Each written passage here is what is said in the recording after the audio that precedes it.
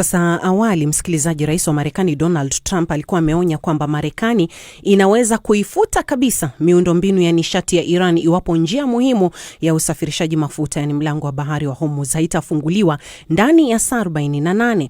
Martha Saranga alizungumza na Martin Olo na Mubelo Bandio ambao ni wachambuzi wa siasa za kimataifa.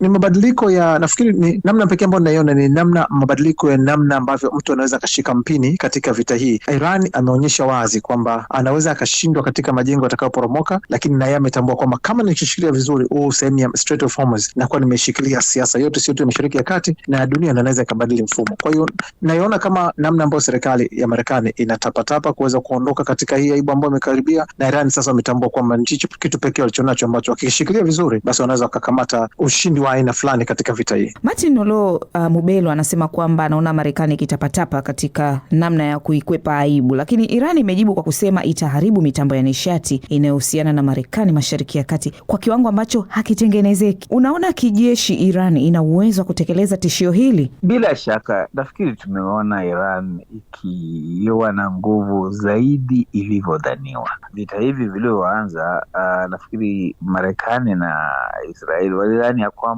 baada ya siku moja mbili hivi Iran itakuwa imeisha nguvu, inasalimu amri na wanaiteka jinsi wanavyotaka. Lakini la muhimu ni kwamba licha ya kwamba wameua kiongozi wa Iran Supreme Ali Khamenei, wameweza kuigonga ama kuivamia kwa njia kali kweli. Ukweli ni kwamba hawajavunja nguvu za Iran, na inaona Iran bado inatuma makombora, na hasa ukiangazia leo bado wanagonga pale Tel Aviv, na wamesema kwamba iwapo watavamiwa kwa njia ya kwamba nguvu zao za umeme na mambo mengine yaweze kushambuliwa, basi na wao pia wataweza kulipiza kisasi. Kwa hiyo hali hii kidogo inaonyesha ya kwamba Iran haijaisha nguvu jinsi walivyodhani wa Marekani. Kwa hivyo wanatafuta vitu vingine, na hasa vitisho vya kusema kwamba usipofanya hivi, unajua mara ya kwanza hawakuambia Iran kwamba usipofanya hivi utafanya hivi, lakini wamejaribu kuizimisha, kuipiga na kujaribu kusukuma makombora, lakini wameona ya kwamba hali hii kidogo ni ngumu kuliko walivyodhania mapema. Kwa nini Iran imeshikilia mlango wa bahari wa Hormuz kwa nguvu zote, na hata kudai wakilengwa hawataufungua hadi wajenge upya miundombinu yao ya urani? Ameshikilia bei ya vyakula vyote duniani kwa sababu wametambua kwamba kama wataweza kudhibiti. Sasa hivi wamesikia kwamba Marekani inapeleka zaidi, itakuwa na karibu marini 5,000, wakisema wanalazimika, wanataka lazima ile sehemu ifunguke. Iran wanajua kabisa kwamba wakilinda ile sehemu, Marekani atazidi kupoteza support. Hapa hazungumzi tena kuhusu nguvu za Marekani. Iran hana uwezo wa kushambulia Marekani, hana uwezo wa kufika Marekani alipo. Lakini amesema sasa hivi, na tishio alilotoa sasa hivi sio tu kwamba atashambulia mali ama maslahi ya Marekani katika maeneo yale, amesema pia atashambulia ile mitambo ya kusafisha maji katika eneo lile. Kwa hiyo anatambua namna ambavyo anasema washirika wa Marekani watateseka kwa kila anachokuja kufanya. Lakini uhakika ni kwamba Marekani, hata hivi mazungumzo yao hapa ni kwamba wanapeleka wanajeshi ili waone kama wanaweza kulazimisha kufungua. Wasiwasi si kwamba wakifika pale, kwa sababu hao ni wanajeshi special kwa shughuli hiyo. Wakifika pale watafungua Hormuz. Wasiwasi ni kama Iran itawaruhusu wafike pale, na ndio wasiwasi ambao uko hasa kulingana na namna ambavyo Iran wametengeneza makombora chini ya maji na sehemu nyingine mbalimbali. Martin Olo, umesikia mawazo ya Mubelwa. Unaona Trump yuko kwenye njia panda? Kabisa, Trump yuko kwenye njia panda. Alienda pale Iran na kiburi, alienda na kidogo majivuno, akisema kwamba ameishambulia, ameimaliza, lakini ukweli ni kwamba hajamaliza nguvu zao wao Iran, na pia hajawavunja roho viongozi wa Iran. Kwa hivyo la muhimu hapa ni kwamba tutaona vita hivi vikiendelea, hasa kuwa vita vya kiuchumi, kwa sababu ulivyouliza swala la Strait of Hormuz ni vita vya kiuchumi. Iran inapokataa kufungua njia hii ambayo zaidi ya 20% ya mafuta yanapitia, ni bila shaka tishio la kuhakikisha kwamba hali ya bei ya mafuta itapanda, na huku wanapoendelea kushambulia mitambo ya mafuta huku, na Iran pia inashambulia mitambo ya mafuta kule Saudia, inashambulia kule Kuwait na kwingineko washirika wake Marekani,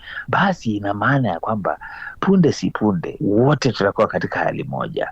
Hali ya bei ya mafuta itaenda juu, hali ya maisha itaenda juu. Naam. Mkuu wa shirika la kimataifa kuhusu nishati IEA amesema kuwa vita vya Marekani na Israel dhidi ya Iran vimesababisha mgogoro wa mafuta katika eneo la Mashariki ya Kati ambao ni mbaya mno, pamoja na athari za vita vya Urusi na Ukraine kwa pamoja. Mapema mwezi huu wanachama wa IEA walitoa mapipa milioni 400 zaidi ya mafuta kutoka kwenye akiba, ambao ni takriban 20% ya jumla ya akiba mafuta duniani. Faidha Ngaga anaarifu zaidi. Mkurugenzi mtendaji wa shirika la kimataifa la nishati IEA Fatih Birol amewaambia waandishi wa habari katika mji mkuu wa Canberra kwamba miundombinu 40 ya nishati katika nchi 9 imeharibiwa kwa kiwango kikubwa. Nchi moja iliyoathirika vibaya sana ni Ufilipino. Mkurugenzi Fatih Birol amewaambia waandishi wa habari kwamba suluhisho kubwa zaidi kwa sasa ni kufunguliwa tena kwa mlango bahari wa Hormuz. Suranjana Teware yupo Manila nchini Ufilipino. Watu wengi katika eneo hili watakumbuka misukosuko hiyo ya bei mafuta. Athari zake zilisambaa katika sekta nyingi za uchumi kwa sababu mambo mengi yalitegemea mafuta wakati huo, na mahitaji yameendelea kuongezeka tangu hapo. Changamoto nyingine kwa nchi hizi, hususan zile zinazoendelea, ni kiwango cha akiba ya mafuta.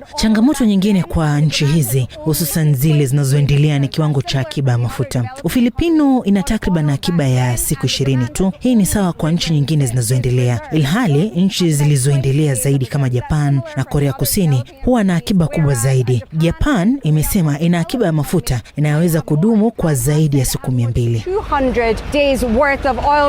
Muda wa mwisho wa saa 48 uliowekwa na Rais Donald Trump kwa Iran kufungua tena mlango bahari wa Hormuz ama kuangamizwa kwa mitambo yake ya umeme unamalizika baadaye leo. Katika taarifa yake hivi karibuni, Baraza la Ulinzi la Iran limetishia kusambaza mabomu ya majini katika eneo la Ghuba iwapo Israel na Marekani zitashambulia pwani au visiwa vyake vyovyote. Baraza hilo limesema kuwa mabomu hayo yanaweza kujumuisha aina mbalimbali, yakiwemo yale yanayoelea na yanayoweza kusambazwa kutoka pwani. Ving'ora vimepigwa kaskazini mwa Israel baada ya majeshi ya Israel kusema kuwa Iran imeanzisha wimbi jipya la mashambulizi ya makombora. Katika chapisho kwenye Telegram, jeshi la Israel limesema kuwa mifumo yake ya ulinzi wa anga ilikuwa ikikabiliana na tishio hilo. Hii inafuatia shambulio la Israel dhidi ya Tehran, huku vyombo vya habari vya ndani vikitoa taarifa za milipuko katika maeneo mbalimbali ya mji mkuu huo. Iran imeonya kuwa itafunga kabisa mlango bahari wa Hormuz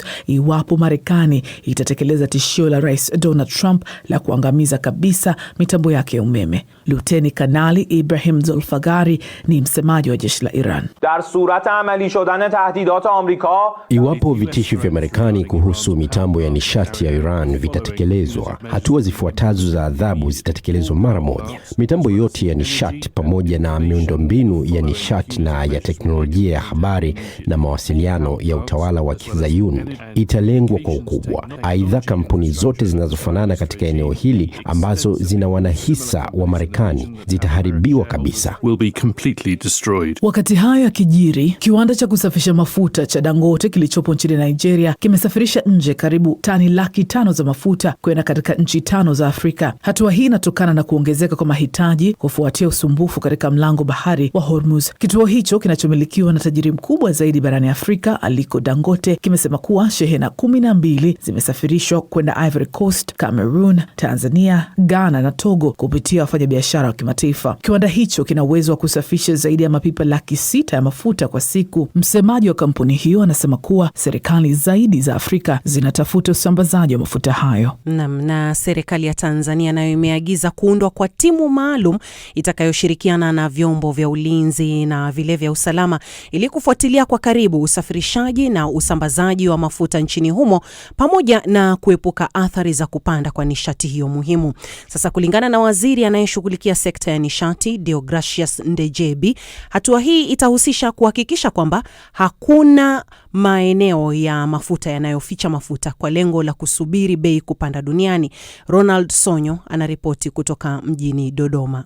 Iundwe timu ya PBPA, EURA, TPDC na vyombo vyetu vya ulinzi na usalama.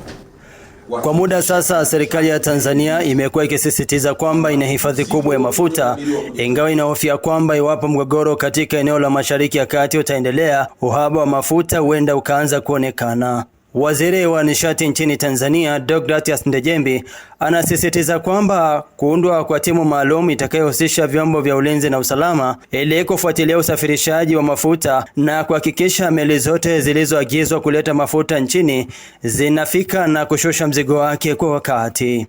Nimeangalia mwenendo duniani, kuna meli nyingine zinageuzwa zinapelekwa kwenye masoko ambayo hayana mafuta kwa sababu wanapata faida mara 2 mara 3. Sasa watatuacha sisi kutokuwa na mafuta hapa.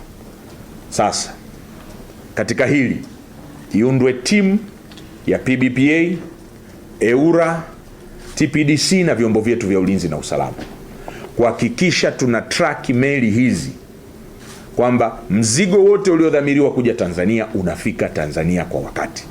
Hata hivyo, Ndejembi amesema serikali haitokubali meli kuelekezwa kwenye masoko mengine kwa sababu ya faida, akionya kwamba hatua hiyo inaweza kuathiri upatikanaji wa mafuta nchini. Kwa hiyo upatikanaji wa bidhaa hii ya mafuta umekuwa ni mgumu kidunia, sio sisi tu Tanzania.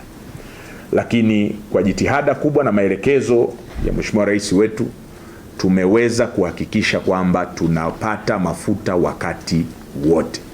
Sasa nielekeze EWURA kuhakikisha mafuta yote yaliyokuwa hapa nchini, hakuna depo lolote ambalo linaficha mafuta haya kwa kusubiri bei zizidi kupanda duniani.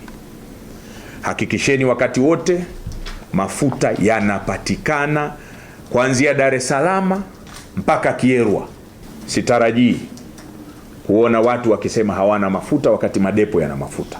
Tufanye kazi kwa jirani zaidi na wenzetu wa TRA kuhakikisha yale mafuta ambayo yameshapata clearance yanatoka kwa haraka kwenye madepo ili yaweze kuwafikia wananchi. Hatua hii inajiri huku mzozo unaoendelea katika eneo la Mashariki ya Kati ukiendelea kutishia uhaba wa nishati hiyo muhimu kote duniani, na hasa baada ya Iran kufunga mlango wa bahari wa Hormuz, na nchi nyingi za Afrika zinatarajiwa kuathirika pakubwa kutokana na utegemezi wake katika mataifa ya ng'ambo. Ronald Sonyo,